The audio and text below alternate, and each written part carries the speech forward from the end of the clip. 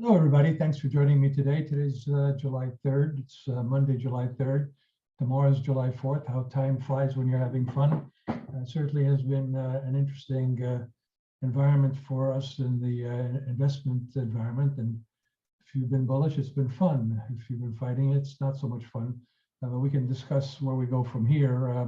First half of the year obviously was awfully good. The bull market since October 12th is up something like 24% for the S&P 500, over 30% for the NASDAQ. Even the transportation index is up over 20%. So I think it is a bull market. I don't know if there's still a lot of controversy about that. And I'm sure there's some holdouts out there that think it's still a rally in a bear market.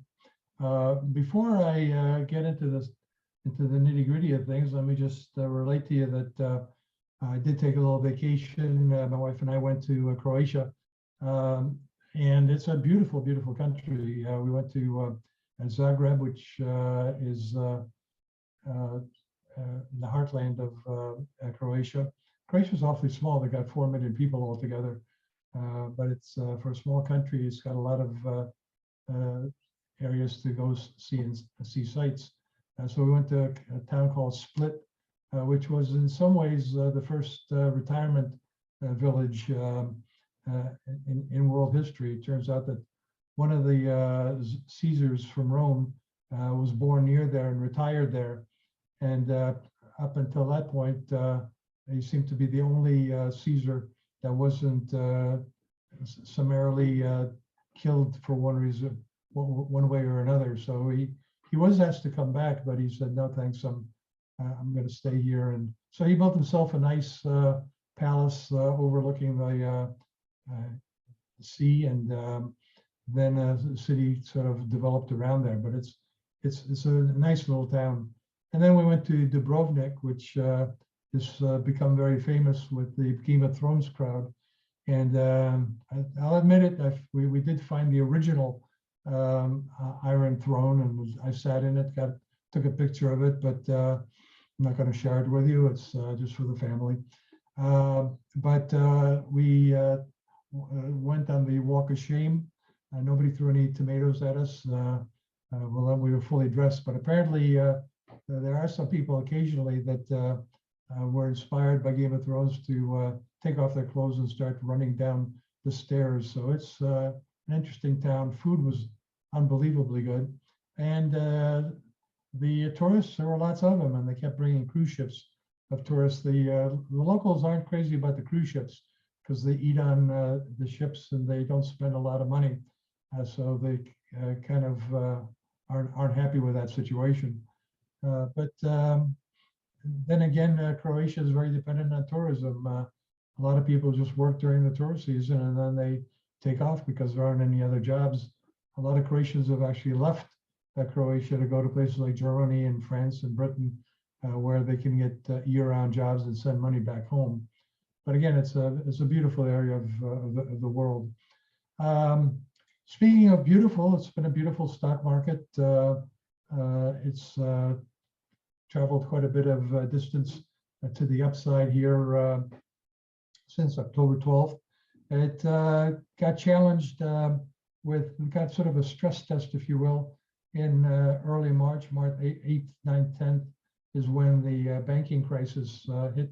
It's when SVB hit the fan and a couple of other banks had troubles. And yet, despite that, it looked like a good call for the yield curve. The yield curve inverted back last summer, and the yield curve has a history of anticipating that if the Fed continues to raise interest rates, something will break. So it certainly looks like something broke in the financial system and in the banks, but the Fed has a lot of experience playing whack-a-mole with crises, and so it had a lot of experience back in 2008, 2009 in creating liquidity facilities, and it did that again for the banks, and it seems to have worked reasonably well. We haven't really had any deposit runs, bank runs, and loans are starting to look a little toppy, but they're certainly not taking a dive. Consumer credit is at an all-time record high at the banks.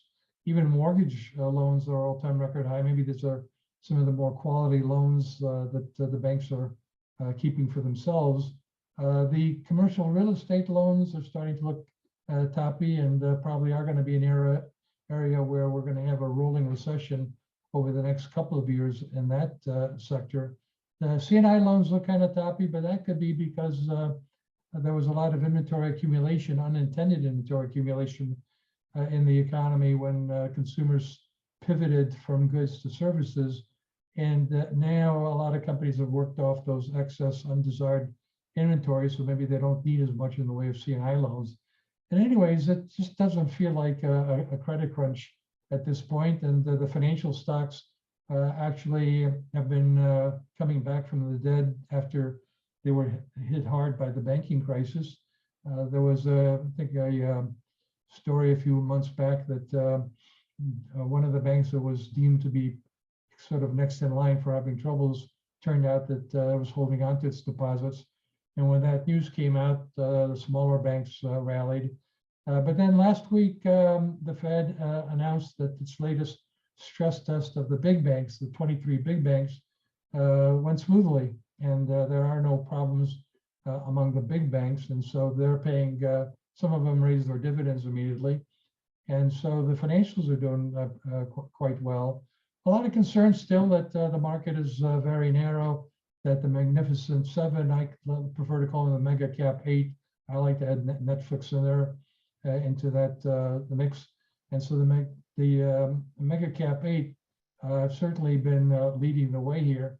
I think the market is up something like 25% from October 12th. The S&P 500 is up 25% if you take it as is. If you take out the Mega Cap 8, it's up 15%. Not a shabby performance, and certainly better than a resumption of the bear market, which we still think is over. But meanwhile, we are seeing, as I said, some broadening out into the financials. I think we're seeing some broadening out into the industrials. As a matter of fact, take a look at your S&P 500 sectors charts. You'll see that information technology is right on the edge of breaking out to an all-time record high. And guess what? So is industrials. And industrials are getting a big boost as people are recognizing that, hey, the government really is spending a tremendous amount of money to incentivize onshoring and to rebuild the infrastructure. And today we had construction put in place come out, and it just confirmed that construction of manufacturing facilities continues to soar. Construction spending on highways and streets is soaring. And so there's a lot of construction going on. And so for an economy that was supposed to be falling into a recession led by the housing sector, construction employment is at an all-time record high. Let's look at the charts. Last week, let's go here, let's share. Okay, before I go to the latest week, let me just briefly point out some of the highlights of a week ago. Right before I left for vacation, I wrote the Monday piece, and then my able team filled in for me for the rest of the week. But as you can see, this is, I wrote quite a bit on the baby boomers and as what happens as they retire. And just talking to my friends, baby boomers, a lot of them are retiring, as we've discussed before. That gives them the whole day to spend money, and the money they're spending, a lot of them have accumulated assets. And when you look at all the baby boomers, altogether, they've accumulated $75 trillion in net worth. So here we are having this big debate about whether consumer spending is going to drop off a cliff once they spend the remaining $0.5 trillion in excess savings. And I'm pointing out that there's $75 trillion essentially in excess savings by all the baby boomers that over their careers, they saved and they invested and they did quite well. And why did they do that? So that they could retire and spend the money.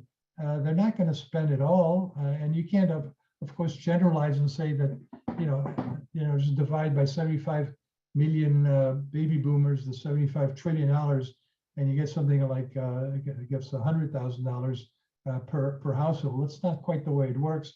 Some have done a lot better than others, but collectively speaking, there's a tremendous amount of net worth that is likely to be increasingly spent.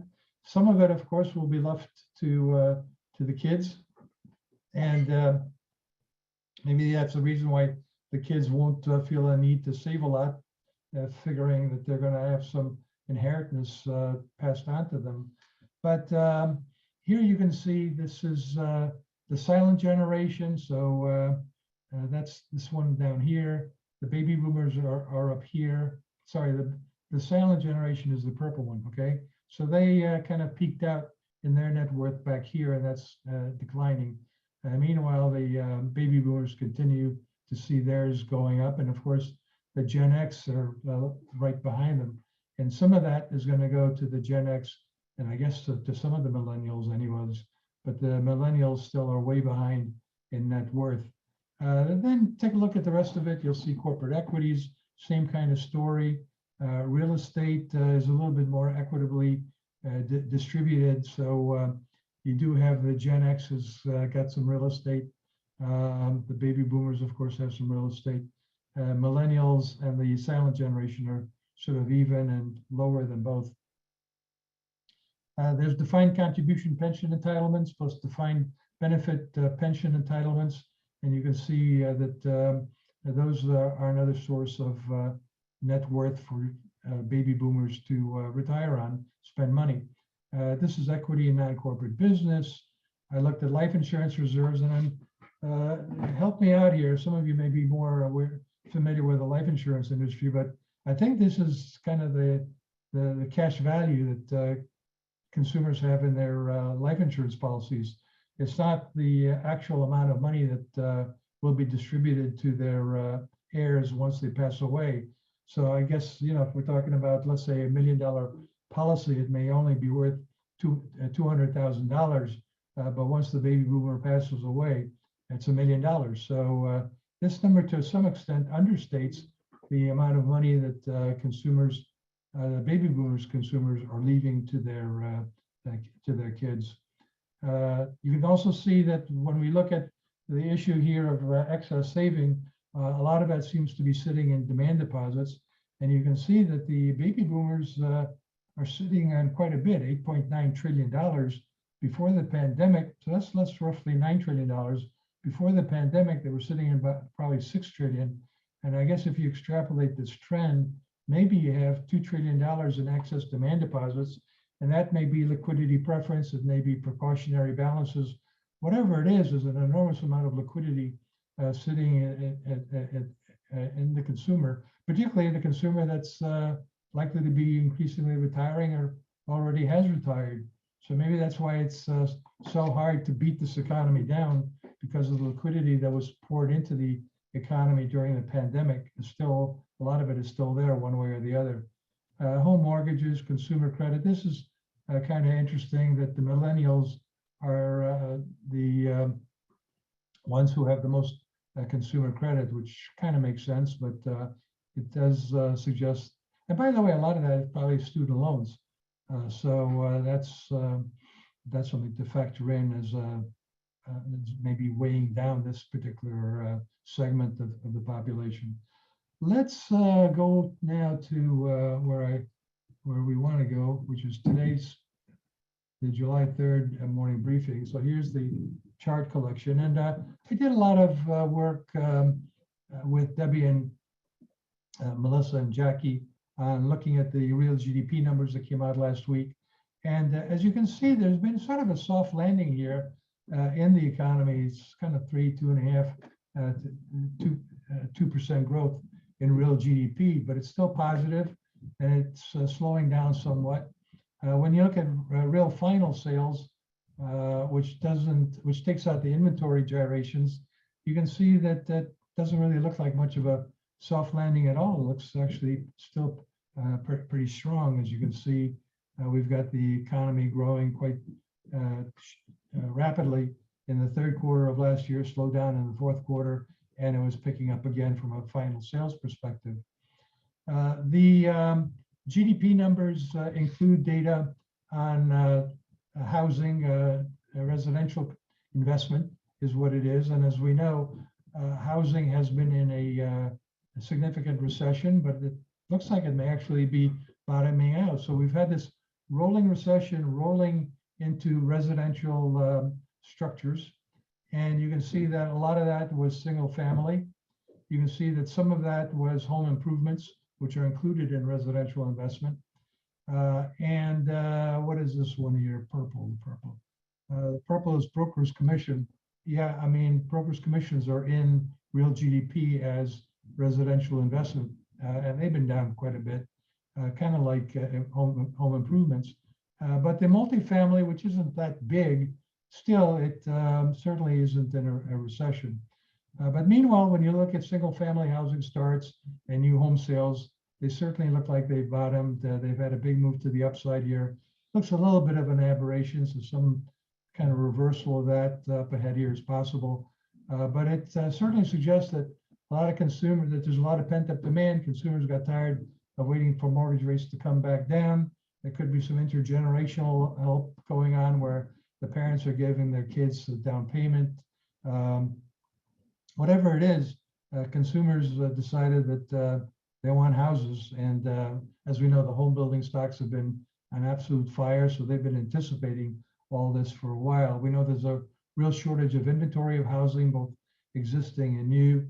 And we know there's a lot of pent up demand. This is capital spending, private non-residential fixed investment in real GDP. And this focuses on structures. And you can see the structures had a rolling recession. They were down, and this is 2012 dollars, so it's in real dollars. You can see that there's a little uptick here. Let's have a closer look here at the components of structures. And you can see that power and communications has been on the weak side. Commercial and healthcare has been on the weak side, but both of them seem to be ticking up a bit. This is mining, exploration, shafts, and wells, so it's related basically to the rig count. But this is interesting, and I pointed it out in the monthly data that comes out in construction put in place. We're seeing a lot of money going into building manufacturing facilities, and that's starting to have a significant impact on manufacturing structures construction. This is, again, capital spending. This is fixed investment in real GDP. Now we're focusing on equipment. You can see that it's kind of slowed down, and there was a slight downtick. Is this the beginning of a rolling recession in capital spending on equipment? I don't think so. I think that the industrial is going to get a lift from the equipment. Has, you got to fill up the manufacturing facilities with something, and I think what they'll be filled with is industrial equipment.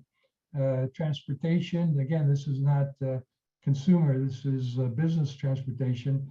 And we are seeing that the truckers are still spending money on new trucks.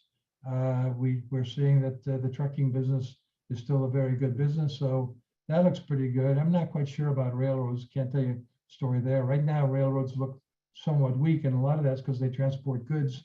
And we have had a rolling recession in the goods sector, but that looks like it may be bottoming now. We'll see what we get on the purchasing managers indexes up ahead here. I like to watch the regional ones. Information processing, I think that's going to go higher. I think it downticked. And then there's this category, other equipment. Inventories is another area of business investment. So this is inventory investment. And as you can see, back here and coming out of the lockdowns, especially around here, there was a lot of inventory liquidation. How did that happen? Well, consumers went on a buying binge for goods, and so inventories got depleted. Then the retailers and wholesalers ordered for more merchandise from overseas and from domestic sources, and they did that. By the time all these boxes got through the ports of LA and found trucks to move them, consumers had already moved away from goods to services, and suddenly we had this big pileup of inventories that continued for several quarters, as you can see. And it's only been in the first quarter that the inventory accumulation has dropped down to basically zero. So I think my hunch is that the inventories are now in line with sales, and that we're not going to necessarily see sort of negative numbers here, especially if the consumer continues to remain fairly lackluster in their demand for goods, but they keep going for services. Government spending is another area. This is in GDP. It doesn't include redistribution of income. It includes government spending on goods and services, which is what GDP is all about.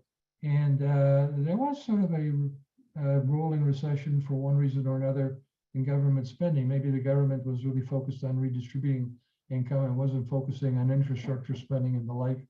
Well, that's changed, and it's quite likely that this is not going to be a strong source of growth for the real GDP numbers. Back to the consumer we can see has continued to consume. Consumption was up over 4% in the first quarter, which is pretty impressive. The naysayers are saying that's fine, that consumers are just spending their excess saving, and that'll be done by the end of the year. So now they're talking about a recession next year. I don't agree. We think that the job market will stay firm enough, real wages will increase, and then there's all that excess saving that the baby boomers have. So we'll have to see. At some point here, we should start to see some picking up in this spending on goods in real dollars. Maybe just extrapolate the blue line prior to the pandemic, and we're still above that. So maybe we just have to keep going sideways here. So we've had a growth recession in spending on consumer goods. On the other hand, services have been picking up. It took a while for them to pick up until the services economy opened up from its restrictions. Looking at goods, just the goods, you can see again, flat for quite some time. You can see that the non-durable goods have been flat for quite some time, and durable goods also. Consumers do have the wherewithal. The disposable income is there. We think it'll continue to be there. So in other words, the consumer isn't just dependent on $0.5 trillion of remaining excess savings to keep spending. The savings rate may actually stay this low for a while, especially if we're right about retiring baby boomers. I mean, they're certainly not in any need to save anymore, and to the extent that they've had good returns on their homes and on their investments in the stock market, and maybe in their own businesses, they are unlikely to be focusing on savings. They're likely to be focusing more on making a decision of how much do we spend, depending how long do we think we're going to be around, and how much do we want to leave the kids. But they'll, on balance, be spending a lot of money that they accumulated. So for real GDP, we are, as you know, we've been in the rolling recession camp. We've been lowering the odds of a recession. Now, the last time we spoke about it, we were talking about 70% soft landing and 30% hard landing. Now, in this morning briefing, we're lowering that we're raising the odds of a soft landing to 75% from 70%, and going down from 30% to 25% on the hard landing scenario. I'm not going to tell you that we can't have a recession at some point here, but we don't see it over the rest of the year. Next year is another year, but we don't think we're going to have a recession next year. We'll see how things unfold. Meanwhile, as you can see, we had only 1% increase in the first quarter. We raised that to 2%, so we're just kind of flat. We're using the same growth rate, 2% per quarter, which is pretty good. It's somewhere between a soft landing and no landing at all. Now, much here will depend on what the Fed does. Fed officials keep hammering home that they want to do 2 more rate increases. So I'm not going to fight the Fed. I mean, if that's what they are saying, that's what they intend to do. It would take some pretty radical change in the economic landscape to change their minds, apparently. Their problem is that inflation has come down quite nicely. It's been relatively transitory in goods. It's the services side that's been a problem. But we know that rent inflation is coming down, but that's not the only area of stickiness in inflation, I have to say. And so you can see that the consumer durable goods inflation has come down dramatically. You can see that consumer non-durable goods inflation total has come down dramatically. But this is something that even the Fed has really pointed out, and that is, if you take out food and energy from non-durable goods, there still is this core non-durable goods, which is actually troublesome. And so I'm troubled by it, and it does contribute to the core stickiness of inflation. So it is like personal care and so on. There's still a lot of inflation in that area. Food and energy in non-durables we've made a lot of progress there. Egg prices have plunged, for example. I think meat prices are still elevated, but maybe not rising as fast. But the 3-month food and the 3-month energy compared to the 1 year suggests that these year over year will continue to moderate. So at least overall non-durable goods inflation, including food and energy, should moderate. This is the non-durables components. You can look at it on your own, but you can see that these are the non-food, non-energy components of non-durable goods. Clothing's not too bad, 2.9. Pharmaceuticals, a little elevated at 3.7, but look at household supplies, 7.3, personal care, 7.8, magazines, 5.4, recreation, 5.0. So there's still some issues here for sure. And that's goods. Now let's look at services. Services still extremely elevated, even take out energy, which is fairly minor in services. You still have a 5.4% inflation rate. The Fed has highlighted the PCED core services, X housing, that's 4.5%. That's this number here, and it's been very sticky. The comparable CPI went up a lot more, has come down a lot more, but right now they're both 4.5%. This is the major services in the PCED, and you can see education 2.6, communications 0, healthcare 2.7, so no problems there. Personal care 10%, recreational again troublesome, housing troublesome but coming down, and transportation 7.1 and likely to come down. So it was pretty impressive to see how the market did so well last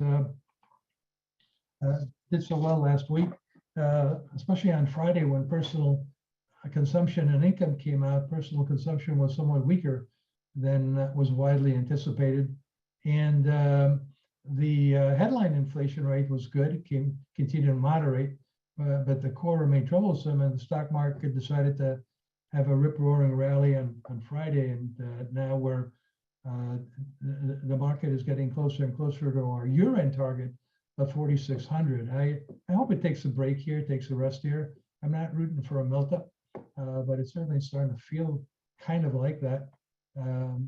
But let's reassess things after the July 4th holiday here. So I got a couple of questions here. I'll take them reverse order. Could you please define silent generation? It's the folks who fought World War II, and they were adults in the 50s and 60s, and they're the ones who are the parents, in some cases the grandparents of the baby boomers. Michael, given the CapEx spike and AI, will we see a jump in productivity? And what will that mean for the economy, earnings, and inflation? And what sectors will benefit the most?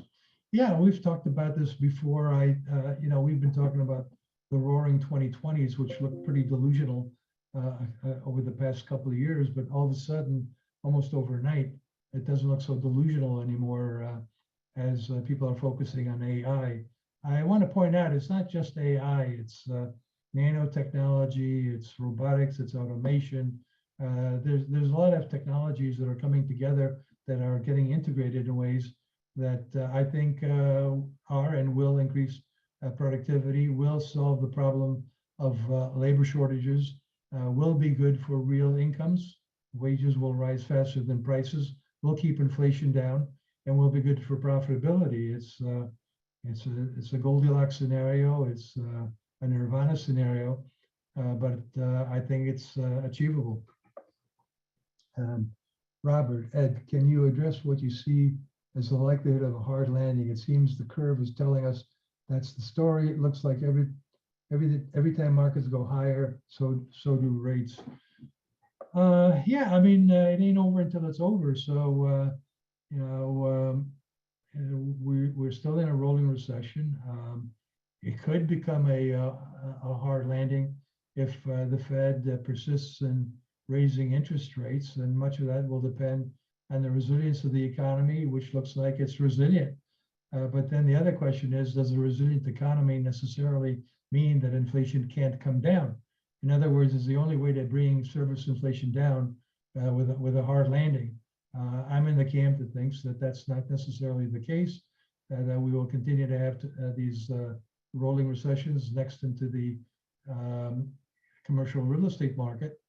But at the same time, we're starting to see a rolling recovery in housing. Maybe we'll see it in goods. You know, I'm seeing some signs that the PMIs might be bottoming here.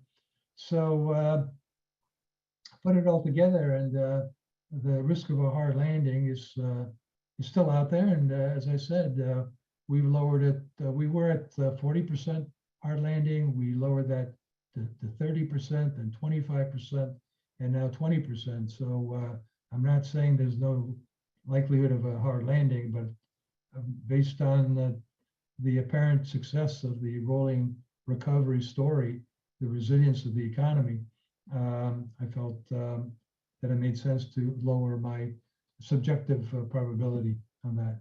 So with all that, we made it for our half-hour session together. Have a great July 4th. Stay safe.